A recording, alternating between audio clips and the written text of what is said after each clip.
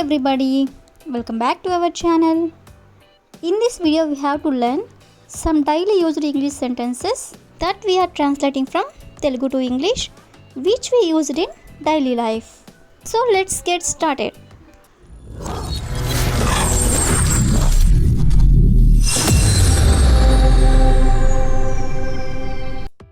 Before going to the topic, if you like this video, please like and share to your friends and family members, and also don't forget to subscribe my channel. Okay, coming to the topic, first one is మిమ్మల్ని కలవాలని సాకుతో ఇక్కడికి వచ్చాను. మిమ్మల్ని కలవాలని సాకుతో ఇక్కడికి వచ్చాను. So దీన్ని మనం ఎలా చెప్పాలంటే I came here on the pretext of meeting you. I came here on the pretext of meeting you అంటే మిమ్మల్ని కలవాలని సాకుతో ఇక్కడికి వచ్చాను అని. ప్రిటెక్స్ట్ అంటే సాకు అని. ప్రిటెక్స్ట్ ఆఫ్ మీటింగ్ యూ అంటే మిమ్మల్ని కలవాలనే సాకుతో. నెక్స్ట్ వన్ ఈస్ అతనితో మాట్లాడనే సాకుతో ఇక్కడికి వచ్చాను. అతనితో మాట్లాడాలనే సాకుతో ఇక్కడికి వచ్చాను. సో దీని ఇంగ్లీష్లో I came here on the pretext of talking to him. I came here on the pretext of talking to him అంటే అతనితో మాట్లాడాలనే సాకుతో ఇక్కడికి వచ్చాను అని. నెక్స్ట్ వన్ ఈస్ కాఫీ తాగాలనే సాకుతో ఇక్కడికి వచ్చాను. కాఫీ తాగాలనే సాకుతో ఇక్కడికి వచ్చాను. సో దీని ఇంగ్లీష్లో I came here on the pretext of having coffee. I came here on the pretext of having coffee అంటే కాఫీ తాగాలనే సాకుతో ఇక్కడికి వచ్చాను అని. నెక్స్ట్ వన్ ఈస్ నిన్ను తీసుకు వెళ్ళాలనే సాకుతో ఇక్కడికి వచ్చాను.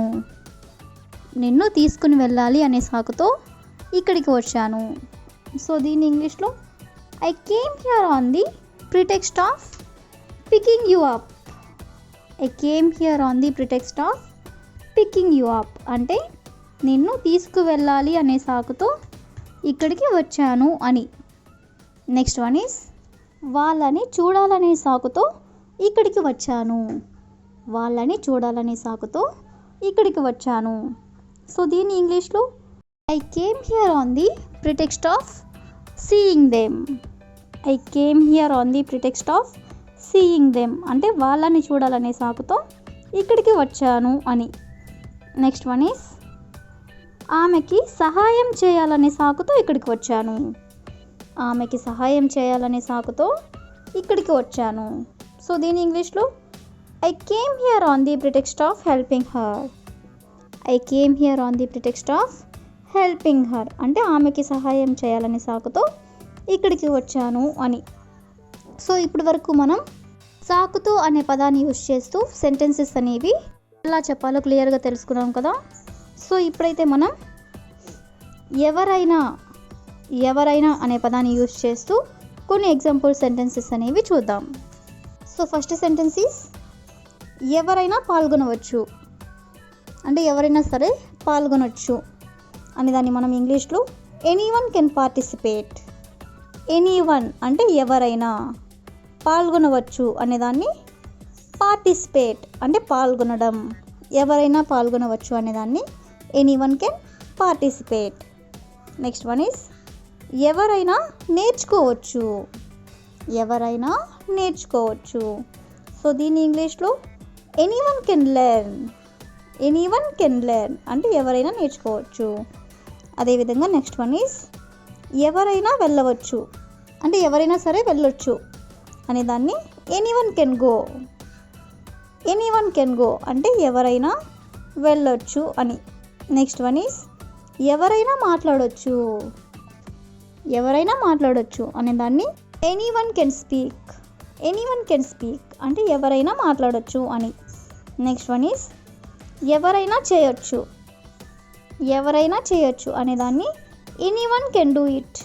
ఎనీవన్ కెన్ డూ ఇట్ అంటే ఎవరైనా చేయొచ్చు అని.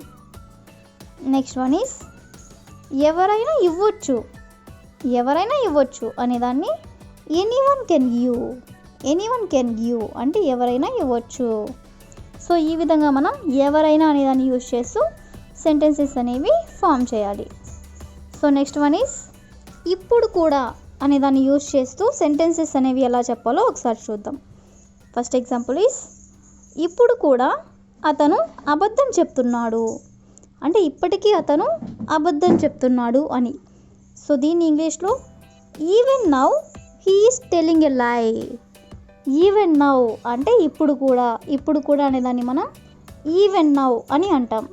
అతను అబద్ధం చెప్తున్నాడు అనేదాన్ని హీ ఈస్ టెల్లింగ్ ఎ లై. అంటే అతను అబద్ధం చెప్తున్నాడు. నెక్స్ట్ ఎగ్జాంపుల్ ఈస్ ఇప్పుడు కూడా ఆమె వాళ్ళతో మాట్లాడుతుంది. ఇప్పుడు కూడా ఆమె వాళ్ళతో మాట్లాడుతుంది అనేదాన్ని even now she is talking to them. Even now అంటే ఇప్పుడు కూడా ఆమె వాళ్ళతో మాట్లాడుతుంది. She is talking to them. Next one is ఇప్పుడు కూడా మేము అక్కడ పని చేస్తున్నాము. ఇప్పుడు కూడా మేము అక్కడ పని చేస్తున్నాము. సో దీని ఇంగ్లీష్లో even now we are working there. Even now అంటే ఇప్పుడు కూడా వీఆర్ వర్కింగ్ దేర్ అంటే అక్కడ పని చేస్తున్నాము. నెక్స్ట్ ఎగ్జాంపుల్ ఈస్ ఇప్పుడు కూడా ఆమెకి కాల్ చేస్తున్నాను. ఇప్పుడు కూడా ఆమెకి కాల్ చేస్తున్నాను. సో దీన్ని మనం ఇంగ్లీష్లో even now I am calling her. Even now అంటే ఇప్పుడు కూడా ఆమెకి కాల్ చేస్తున్నాను. I am calling her. Next example is ఇప్పుడు కూడా వాళ్ళు ఇంగ్లీష్ నేర్పిస్తున్నారు. ఇప్పుడు కూడా వాళ్ళు ఇంగ్లీష్ నేర్పిస్తున్నారు. సో దీని ఇంగ్లీష్లో even now they are teaching English. Even now they are teaching English అంటే ఇప్పుడు కూడా వాళ్ళు ఇంగ్లీష్ నేర్పిస్తున్నారు అని. నెక్స్ట్ ఎగ్జాంపుల్ ఈస్ ఇప్పుడు కూడా నేను చదువుతున్నాను.